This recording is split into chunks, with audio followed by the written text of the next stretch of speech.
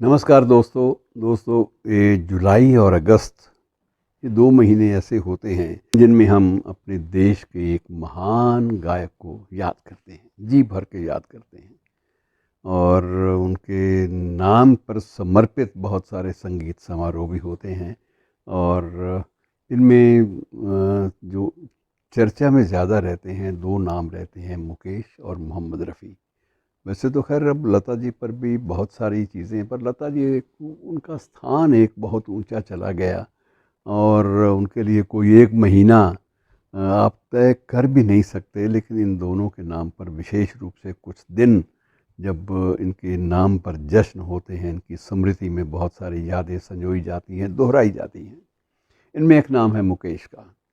मुकेश साहब के इसलिए 2 महीने इसलिए इनके नाम पर चले जाते हैं कि जुलाई में इनका जन्म हुआ और अगस्त में श्रीमान जी चले भी गए। ये नहीं कि एक महीने में ही इनका सब कुछ हुआ, लेकिन मैं बात ये कर रहा हूँ कि 2 महीने ऐसे हैं जो साथ साथ चलते हैं। ज़िंदगी और मृत्यु बोध दोनों को साथ साथ हमें एक ही स्वर में जीना पड़ता है। और ये 23 जुलाई 1923 में इनका जन्म हुआ था और 1923 में इनका 22 जुलाई को जन्म हुआ था और उसके बाद अगस्त में श्रीमान जी ने अंतिम सांस भी ले ली। बहुत सारी बातें, दिलचस्प बातें हैं जिनको आपस में एक बार दोबारा फिर नए सिरे से दोहरा लेना चाहिए। सबसे बड़ी बात ये थी कि अब मैट्रिक पास की तो उसके बाद एक छोटी सी नौकरी पीडब्ल्यूडी डिपार्टमेंट में मिल गई और वहीं पर नौकरी दिल्ली में ही करने लगे। दिल्ली में ही जन्म हुआ था, लेकिन उसमें ये था कि नौकरी करने के साथ साथ ही वो प्रेम रोग भी हो गया। और जब प्रेम रोग हुआ तो 23 वर्ष की उम्र में ही शादी कर ली। शादी अपनी जो प्रेयसी थी उससे शादी हुई और शादी के वक्त ये था कि घर वालों की आपत्ति थी कि हम लोग कायस्थ हैं, कायस्थ परिवार में इस तरह से परिवार से बाहर जाकर विवाह नहीं होते। तो ये अड़े हुए थे और उस वक्त ये था कि इनके एक संबंधी भी थे, इनके संरक्षक भी थे और विख्यात अभिनेता मोतीलाल, आपको याद होंगे। तो मोतीलाल ने इनकी दोनों की शादी जो है वो करवा दी। एक मंदिर में जाकर स्वयं साक्षी बने और एक बुज़ुर्ग के नाते भी वहाँ सब कुछ हुआ। एक तरफ उन्होंने कन्यादान भी स्वयं किया और एक तरफ उन्होंने दूसरी भूमिका भी निभाई। तो ये भूमिकाएं सिर्फ फिल्मों में नहीं बल्कि वास्तविक ज़िंदगी में भी कई बार निभानी पड़ती हैं। और उसके बाद सिलसिला हुआ संगीत का, गायन का। गायन का सिलसिला पहले ही शुरू हो गया था।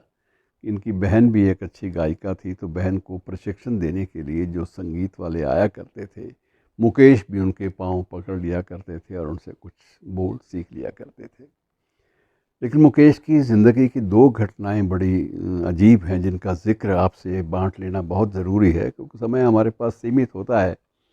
पहली घटना ये थी कि इन्होंने 4 विख्यात अभिनेताओं की आवाज़, उनको आवाज़ दी, उनकी भावनाओं को गीतों के रूप में गाया। और उनमें सर्वाधिक सबसे पहला जो स्थान है वो राज कपूर साहब का है।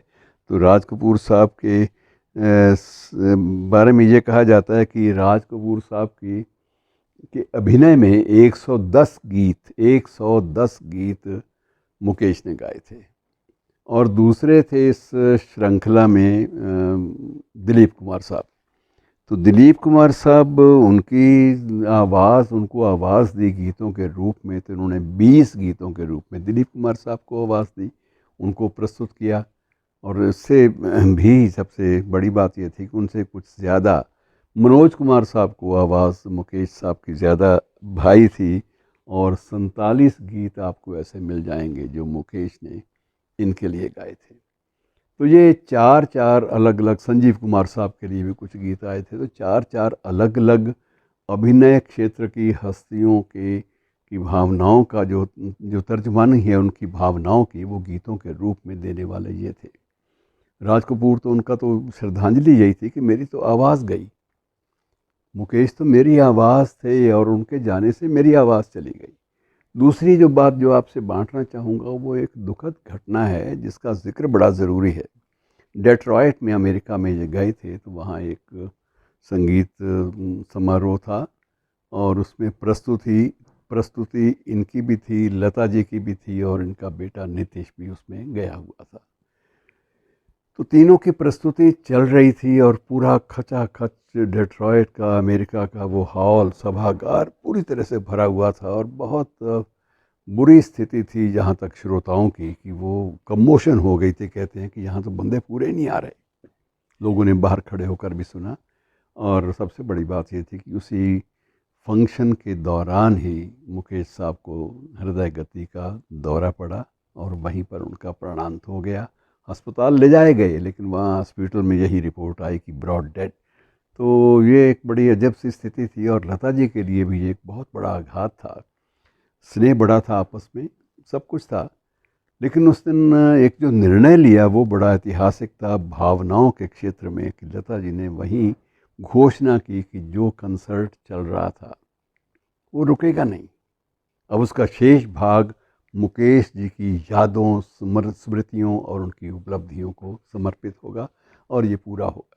और उस दिन वो एक ऐतिहासिक पल माना जाता है कि जिस दिन लता जी और नितिन मुकेश ने अपने ही पिता की स्मृति को उसी समय उसी कंसर्ट का हिस्सा बनाया जबकि वो संसार से जा चुके थे। और उसके बाद लता जी ने स्वयं ही, उनको अपना छोटा भाई मानती थी, तो उनको साथ लेकर उनके लिए विशेष रूप से एक चार्टर्ड प्लेन का अपने निजी खर्च पर प्रबंध कराया और उनको स्वयं उनका जो शव था वो लेकर बॉम्बे आई। तो ये एक बहुत बड़ी घटना है मित्रों।